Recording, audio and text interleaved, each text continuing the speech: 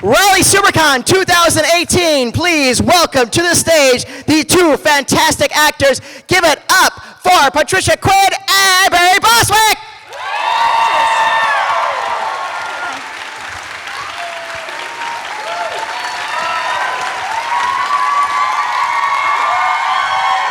Raleigh, Raleigh, Raleigh.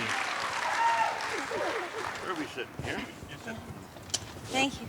The lady takes the center How many of you guys were here last night for the screening? Oh yeah, this is our stage. Yeah. It really sucked, didn't it? Yeah, yeah. Or was that just you guys in the back row? I don't know. We had so much fun last night. What do you mean the back row? The cast members are all right there in the front. Yeah. Oh, you guys were great. You know, and we didn't mention your names because we didn't know it. But you guys were really wonderful last night. Thank you. Thank you. Especially Eddie on his scooter.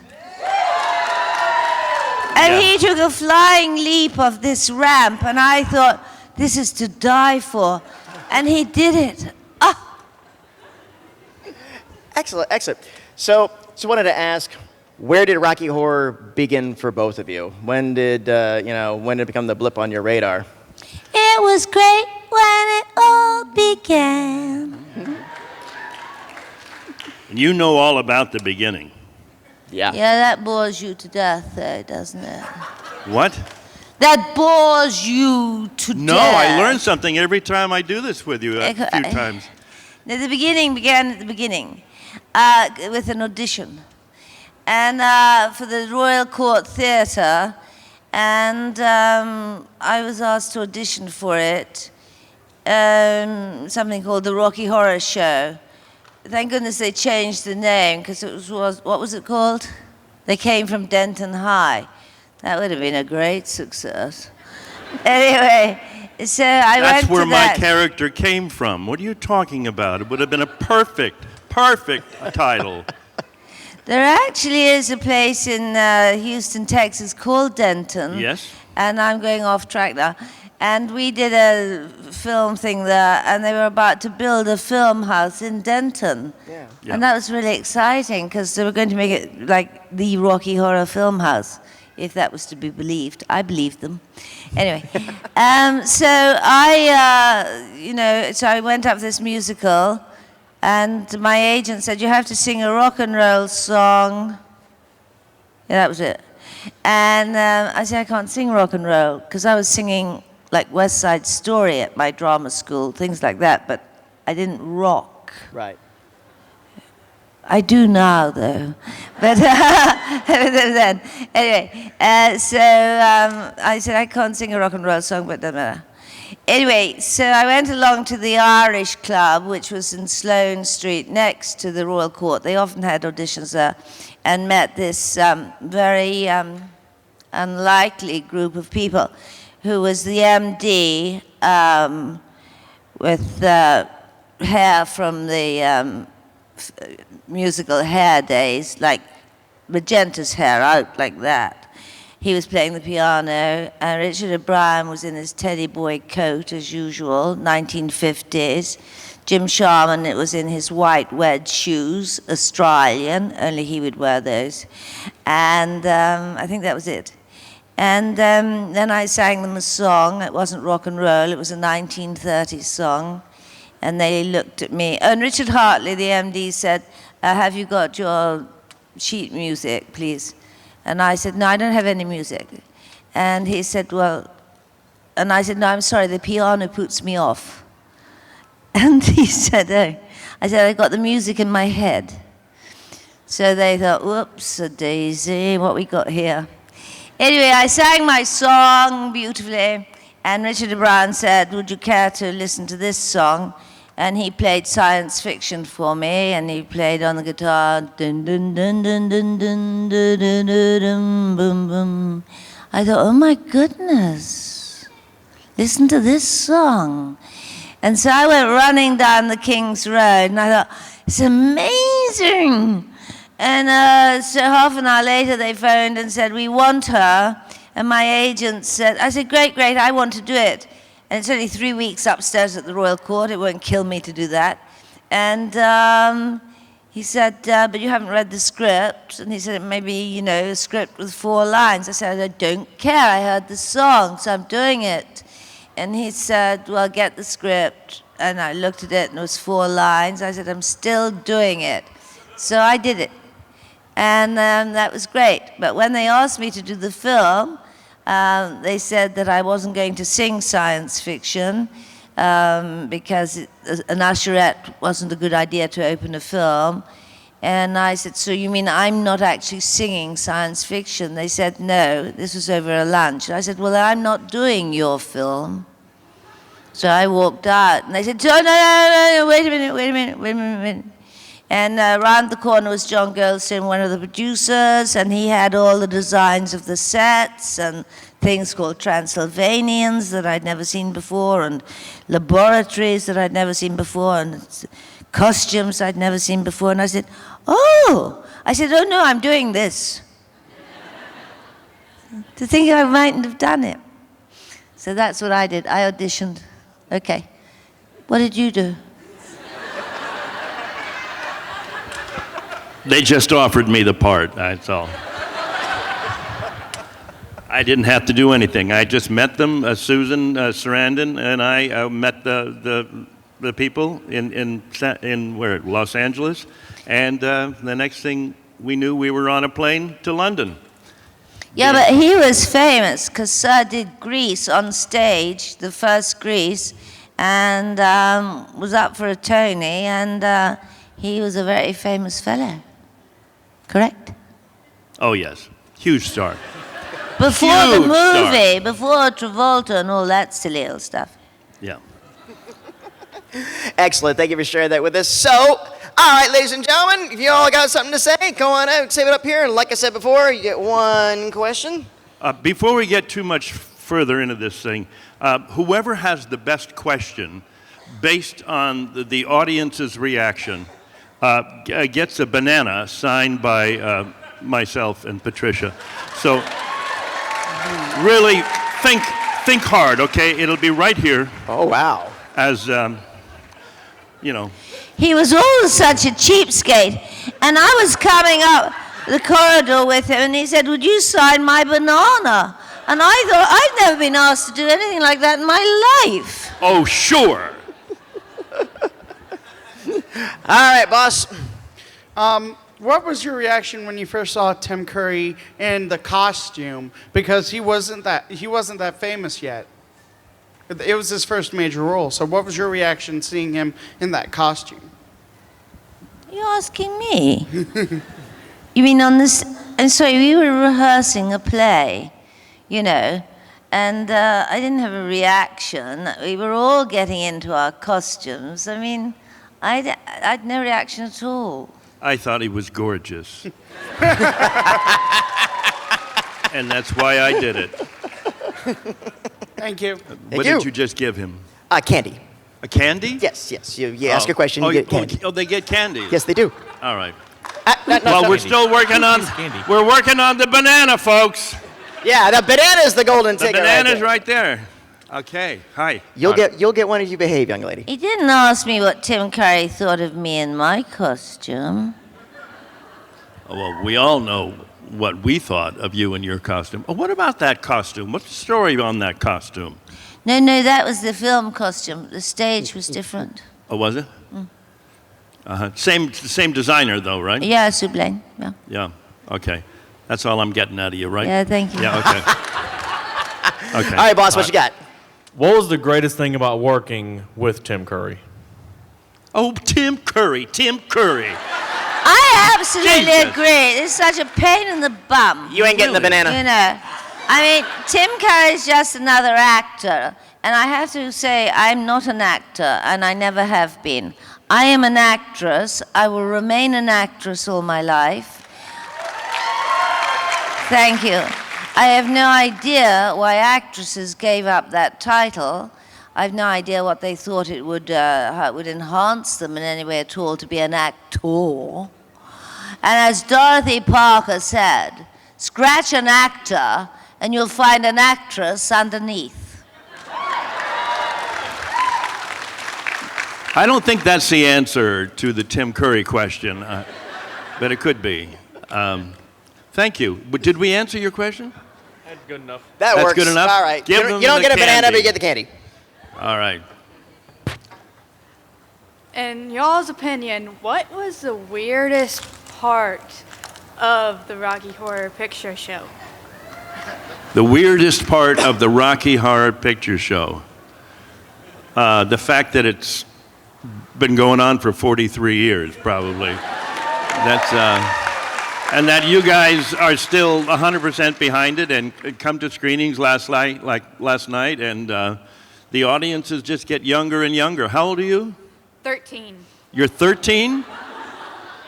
When did you first see this movie? When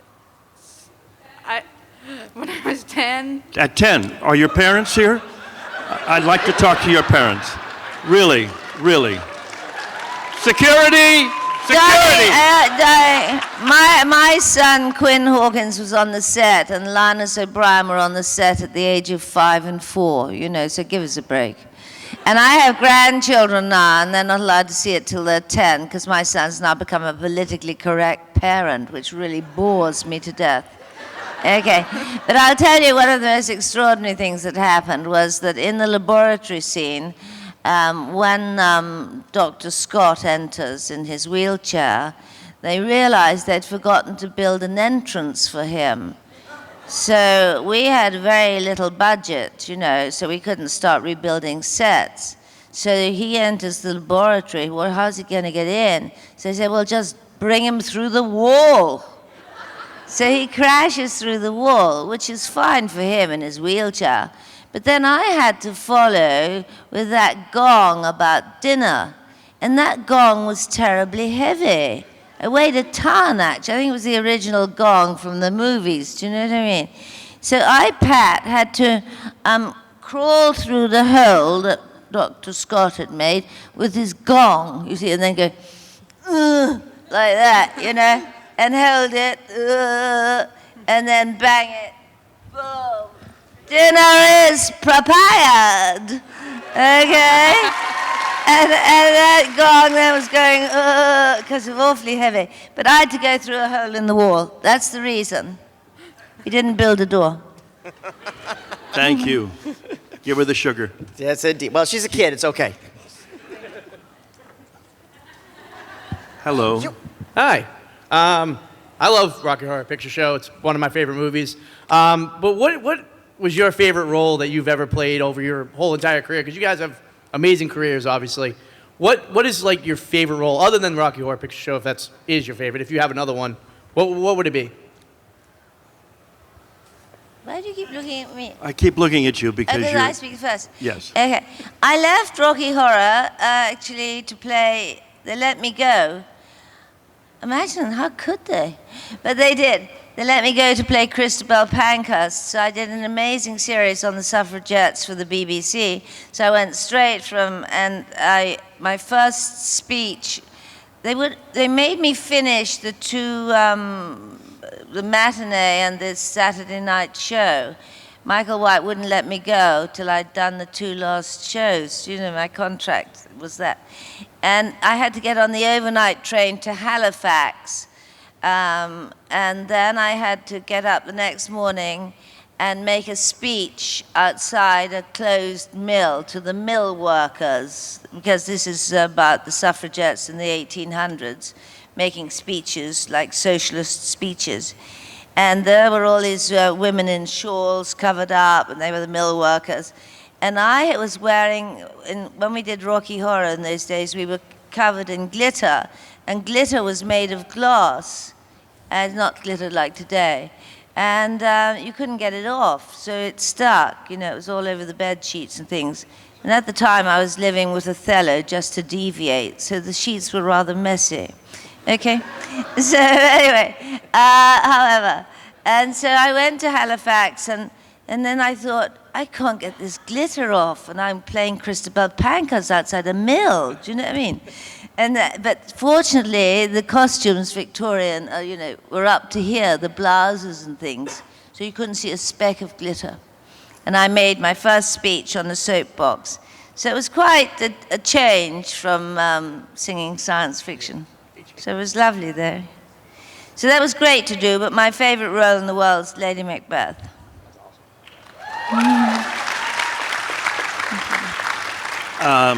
You tell me. I'll just give you a little bit of it. I'm all alone at the drive-in movie. You know what that's from? Trying to remember. I can't. Huh? I'm sad I can't remember. I'm sorry. That's from Grease. Wow! I feel very silly right now. not knowing that, I but- created the part of Danny More! Zuko in Grease in 1971 on Broadway. And that song, the reason why you didn't recognize it, didn't make it into the movie. But I loved you doing that. Oh, thank you. Thanks. They wrote the song called Sandy in its place, you know, so he sang it in the drive-in. And so, yes, it was Danny Zuko. Can he do that again? That was, no. Do it again. Please. Summer lovin' had me a blast. Summer lovin' happened No, so I'm fast. alone. That What? one. But that was the opening song. That was Zuko singing Summer Lovin'. You, what? Oh, sorry, the one you just sang. I just sang Alone at the Drive-In movie. I'm all alone. Yeah, that's it. I That's all you're love getting. I don't want to get the banana. Thank you. Is that enough? Thank you, guys. Yeah. I'm Thank all you. alone. Yeah. Had to drive in To the drop movie. it. Hello. Patricia, I just have to say that I've loved you for a long time Thank in you. your role in Rocky Long Horror. time. Thank you very much. But I actually have a question for Barry. What was it like on the set of Alleluia? Of Alleluia. Alleluia. It was called The Devil's Carnival, Yes. ... Alleluia. It was the second version of The Devil's Carnival. And Darren Bousman is the director. He's a very talented guy. And it was actually really a good musical. You can buy it or see it, The Devil's Carnival. And I play the watchword. A lot of makeup, you wouldn't recognize me, and I have a great song in it. And Could you sing a bit of it? huh? A bit of that song, could you sing? Sing that song? A bit. I don't remember it. What was my song? You sing it for me. I don't remember all the words. It was a 30s kind of thing. You know, next time I see you, I'll have my entire resume. I'll know every song I've ever done in my entire life, and I can Including the interview. clowns? The Clowns, yeah, yeah, sure. Okay. The Clowns. He's mentioning a bubblegum group I had in the late 60s called the Clowns with a K that we were produced by Barnum and Bailey, Ringling Brothers Barnum and Bailey Circus. And we had one song on the charts called Lady Love. Lady Love, will you be mine? Thank you, thank you. You all remember that. Yeah, 73 with a bullet down. Yes, thank you. You're welcome. Thank you for bringing that up. Hi.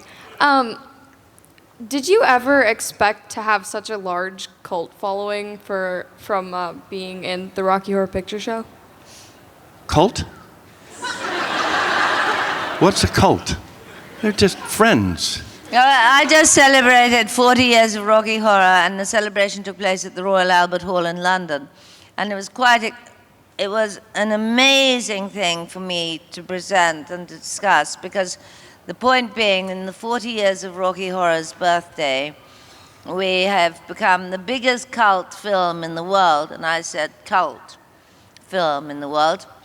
And not only that, we're one of the top 5 grossing films in the world. I didn't know that. Anyway, I wonder why I didn't know that.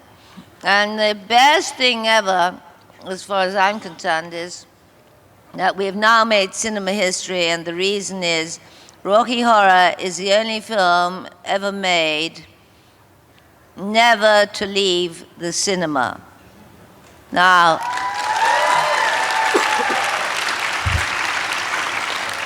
you know, when I say, biggest thing in cinema history, people go, Gone with the Wind. What about Gone with the Wind? And I say, that went. But we kept cinemas open. And there's actually a cinema in Paris, a cinema in Munich, a cinema in London. The Prince Charles plays it every weekend, but they play the karaoke version of it. And I've just done a massive shadow cast in London that a girl got together, and she brought in casts from Germany, from Paris, and from Glasgow. And it was amazing because there was such a mix, and it was a fantastic night. It was wonderful, like last night. Thank you. Thank you. Here, you get a rainbow outfit. You get a bunch. It's like Pavlov's dog, isn't it? It's like, Hello. give me the candy. Hello. My name is Caitlin. It's nice to meet you guys. Hi, I just want Caitlin. to say I love Rocky Horror. It was a, big thing for me growing up. I'm just so lucky to have you guys here. I'm lucky. He's lucky. We're all lucky. Yeah. And my question was, what was it like dealing with the controversy of the film at the time of its release? Sorry? What was it like dealing with the controversy of the film at the time's release? At the time of, say the last 3 words. Of its release. Well, first of all, it wasn't released for like 2 years. It was a complete sleeper. I mean, I remember going to an opening of it at the Leicester Square Theatre, and after that, nothing. 2 years, nothing. And then I was in Cape Town during apartheid. Again, my husband was playing Othello, the one who was blacked up as the Moor of Venice. Till eventually I had to say to my husband after 3 times of Othello, Robert, the Moor, no more. I'd had enough of Othello. Okay, but he was playing Othello in Cape Town during apartheid, and you couldn't go out after 6 in the evening because of curfew. It was very dangerous. And I loved it because Rocky Horror was banned in Cape Town for corrupting the youth.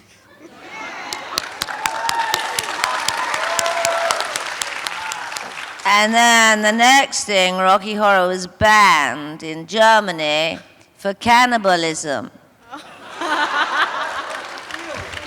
And I thought, we're going to be a hit. Because we weren't allowed to be anywhere.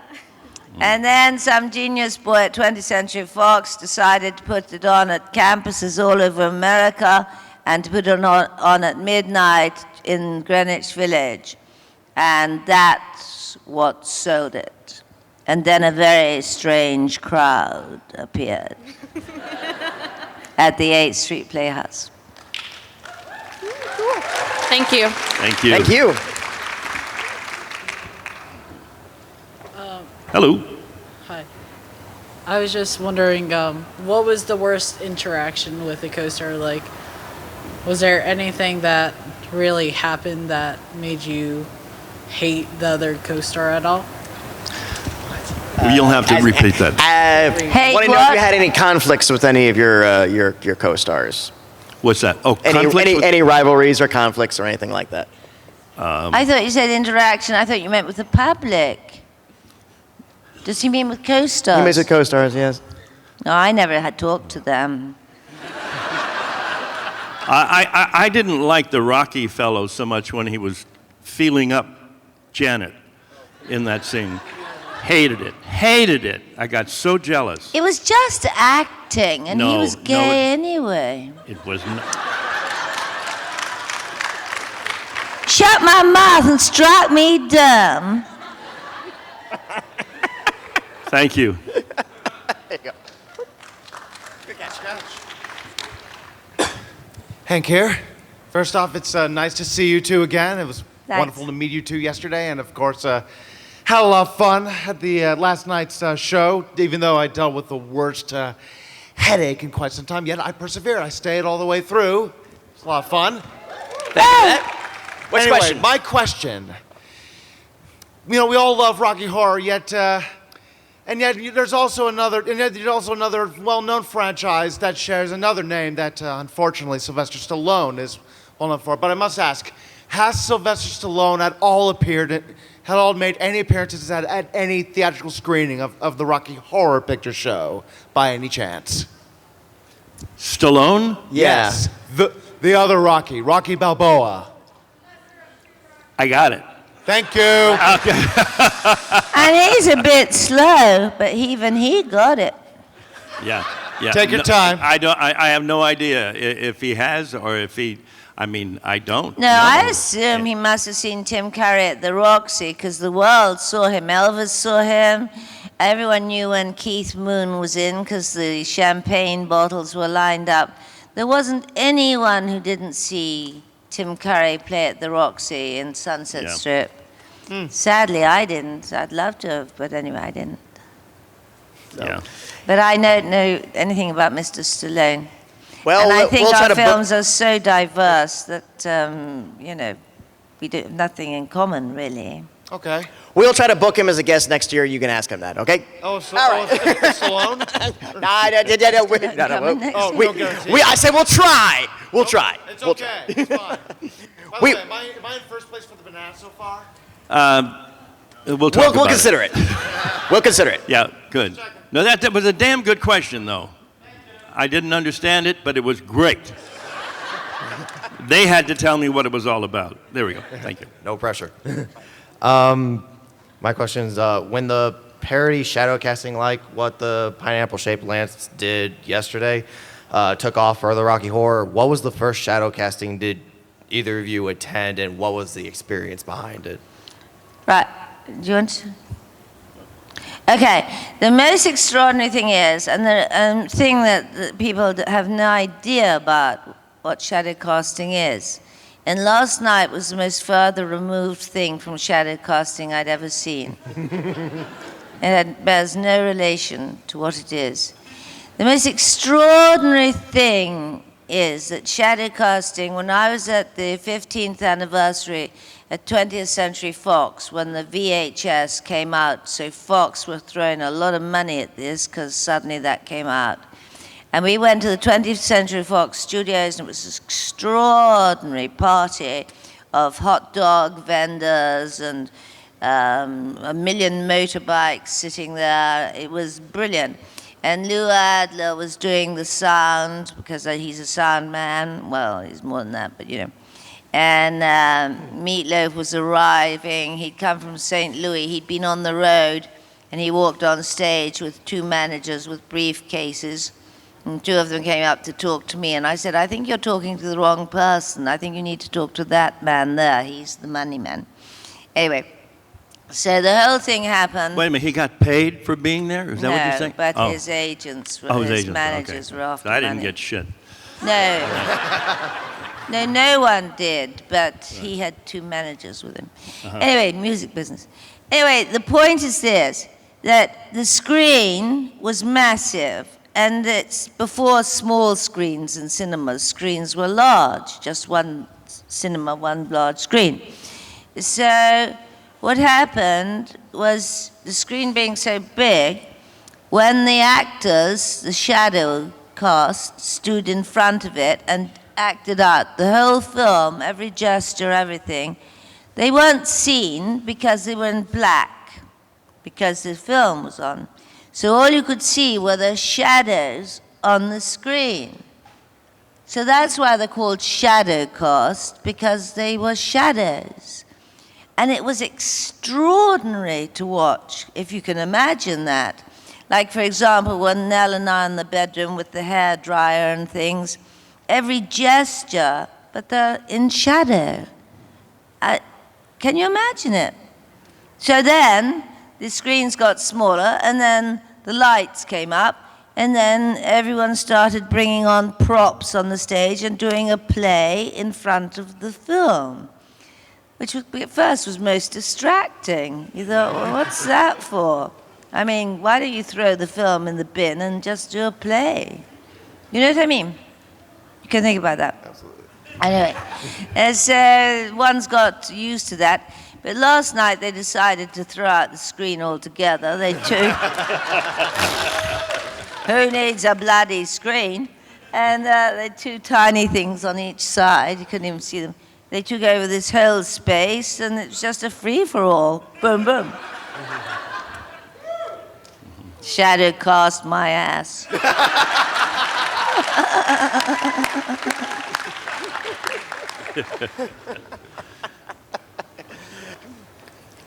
Yes, throwing stuff in the audience is ridiculous. Right, pineapple-shaped lamps?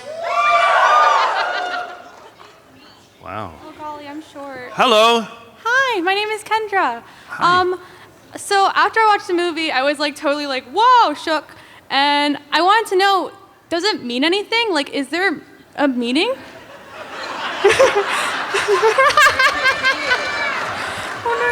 Well, there certainly wasn't a message when we began. We were doing sex, drugs, and rock and roll. Bowie was down the road. Yeah. You know, everyone was up the road. And it was the early 70s, and nothing shocked. Today I found the Albert Hall, 20-year-olds were more shocked than anyone in the 70s. Nobody was shocked by Rocky Horror then. And then suddenly a message began, but even Richard O'Brien will admit he didn't write it with a message. But those who watched it decided there was a message. And that's an extraordinary thing, and that's what people chose to find in this film. And it's made a lot of people very happy. Thank you. Thank you. Thank you very much. Have a great day. You too. Hello again. I saw you guys yesterday. My name is Jennifer. I've been a long time fan. I was in a cast myself for a few years.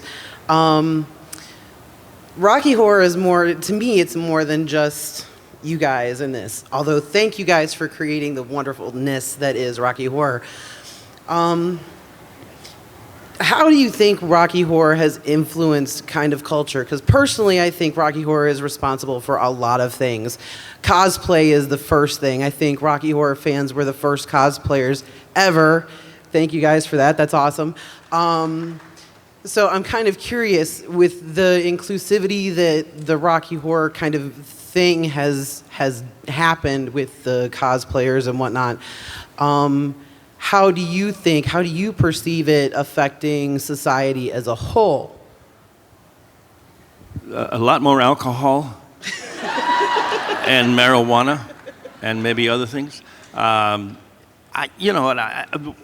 thing I think when we do these occasionally, I'm always more interested in your story, because some of the stories are extraordinary about how lives have been changed. People who are having doubts about their sexuality or about fitting in or about, any of that sort of stuff. And they see Rocky Horror and they see that there are differences, and they learn to celebrate, I think, the differences in us all. So ultimately it's about inclusion, and it's about non-judgment, and it's about tolerance. But again, these aren't things that Richard ever thought of at the time, but I think consequently. Yeah, Richard O'Brien's thing is, it's like the story is Hansel and Gretel, and in fact, he doesn't give much credit to something called Frankenstein, a book written by Mary Shelley. Now, there isn't anything to do with Frankenstein that's not successful, and if one considers what we've done since, we didn't have the story of Frankenstein behind it. We didn't build a man, did we? So that was an amazing basis to begin on. It's never mentioned that much, is it? So we got that as a amazing thing to hold it together, and we do build a man. And he says this film's, about good and evil, Hansel and Gretel and the Wicked Witch and the naives who come to the gingerbread house. Do you see what I mean? It goes back to Grimm's fairy stories. It goes back to every, good, bad, and evil. When we like to frighten children to death, when we read them the bedtime story. Do you know what I mean? And they're Grimm's fairy tales, and they're very scary. So that's that, and then we go into this other world of transsexual and whatever, and it has been amazing, and has made a community for people. And I was just thinking, as you were saying, a friend of mine, when it was on the King's Road, this girl saw it, and her mother, it's a family of doctors, and she said Nick, her younger brother, was going to go and see it, and she said, Mother, you can't possibly let him see that. He'll start questioning his sexuality. Yeah. Thank you. Thank you very much. Thank Yeah. you.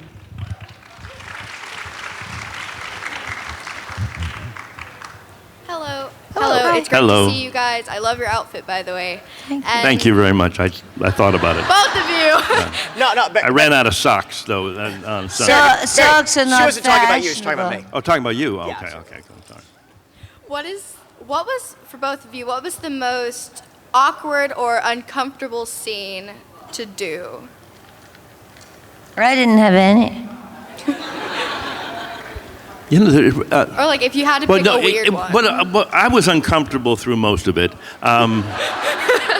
Only because I was naked most of the time in underwear. And before each scene, they would come up and spray us down with water.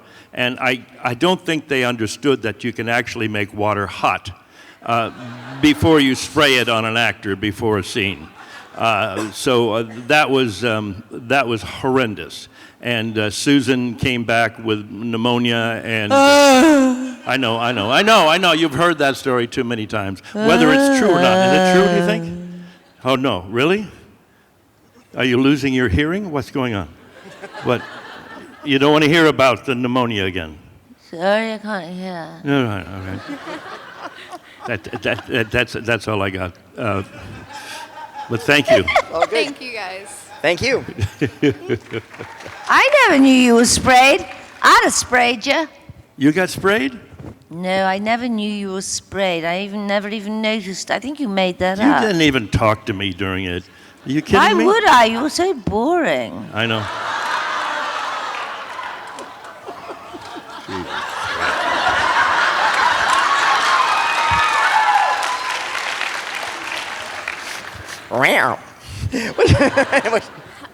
I believe that Magenta 2.0 touched on this a little bit earlier in regards to the controversy, but specifically, you guys have sounded very supportive thus far with other questions, but how do you feel Rocky Horror treated, and I know you said also that it didn't have a specific message, but how do you feel that people were treated, I guess, in the cast and at the time in regards to like being transgender or being, I guess, a gay person? Was there any controversy on the set? Was there any representation in cast members or issues dealing with that? Because I was introduced to Rocky Horror in the context of it being a gay thing. My freshman year of college, it was, oh, you absolutely have to watch this.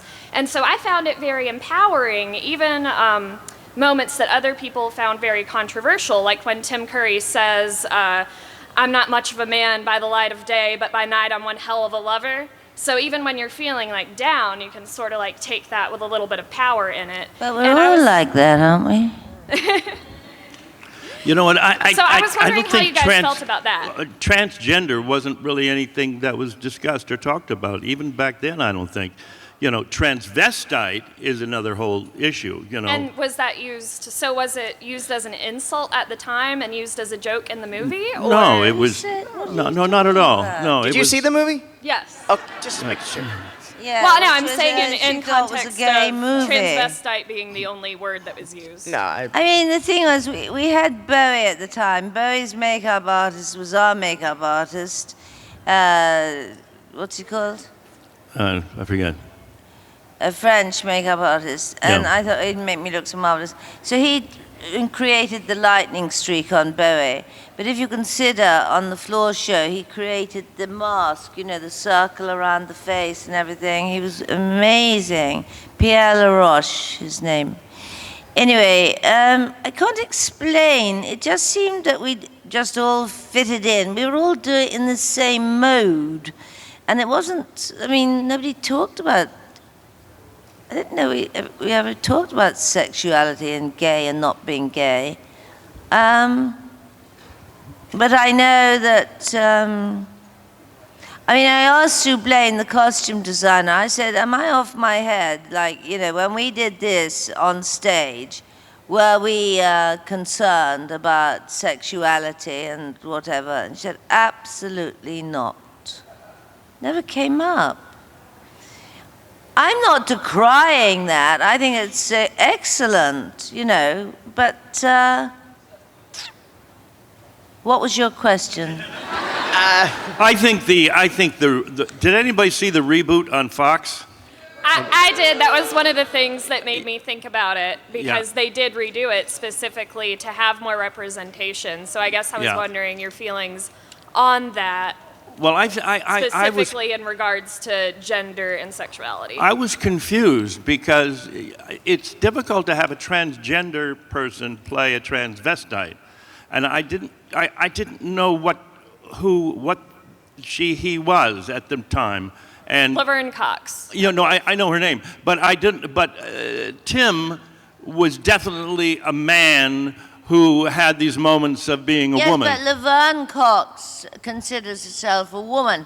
And April Ashley, who was one of the first transgender people, I get confused, in England, she was very beautiful and became a Vogue model. She began as a Liverpudlian sailor, actually, but she became this is beautiful, and became a Vogue model till a photographer outed her, and she lost her profession because she was the first.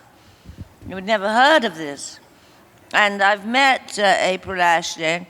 She totally refuses to be referred to as a man in any way at all. She absolutely considers herself a woman. She married a lord, and she went on to do this, that, and the other. And if you ever brought up the word male about her, she would punch you on the nose. So yeah. Thank you. That's what it is. Okay. All right, here. Okay, you get a rainbow, you get a pink one, and a yellow one, a pink one, but there you go. I'm not sure we have a banana question yet. Well, we got And it's rotting. Hello.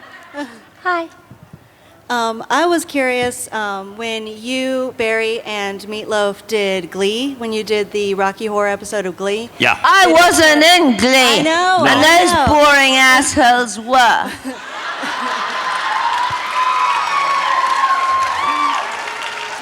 And the most amazing thing about Glee, which I thought the TV series would do, was Glee sent the ratings of Rocky Horror sky high.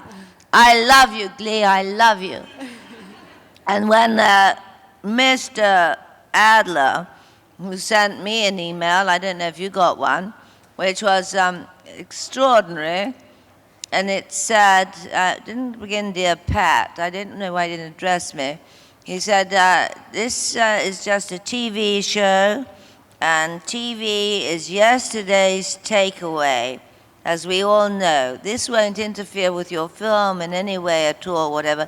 I thought, why are you pissing on your new project before you even begin it? Excuse me? And, this is for the Brads and Janets who are at home and can't get to the film.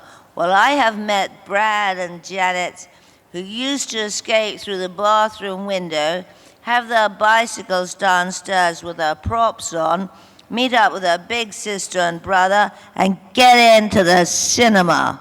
So I think that was amazing, and that was part of the fun. So you don't have to sit on a couch and watch Rocky Horror on TV. We were just offered the parts. You were just offered. I didn't know if anyone else was offered or if anyone just declined. No, or... we were just. It was just stunt casting, Yeah. and we were hoping that they would give us a song, but they Me never too. did. No, they didn't. And Those Glee people. huh? The Glee people. The Glee people. Yeah, but those are very good. Yeah. Not you, but Glee. Oh, thank you. Thank you.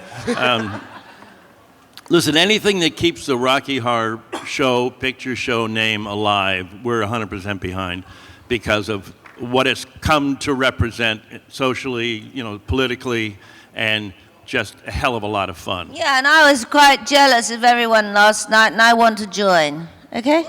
Yeah. Because I never played me before. It was great.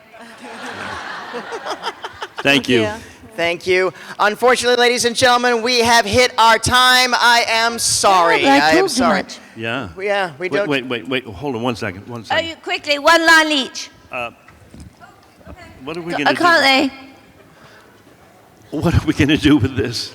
Oh, we can run over. Who's wearing Yeah, tidy? we won't Am I take wearing long my to tidy answer. whities? Hello. Do you want to share the banana? Yeah, you guys share the. One half can be Patricia and one half can be me. Thank you for standing and waiting, and you guys, thanks so much. What was going to be your question? I'll take that banana back. We were both performers in musical theater, and we were wondering if you have any advice for us. Advice for you? Oh, that's so sweet. That is a Work hard. Yeah, get a job, will you? Don't even think of it. Don't do that. Study, act, sing, anywhere you can, for anybody you can. That's it. It's just you have to just do it, and do it, and do it. And don't turn anything down. That's what I've done in my life. And look at some of the crap I've done. Patricia Quinn,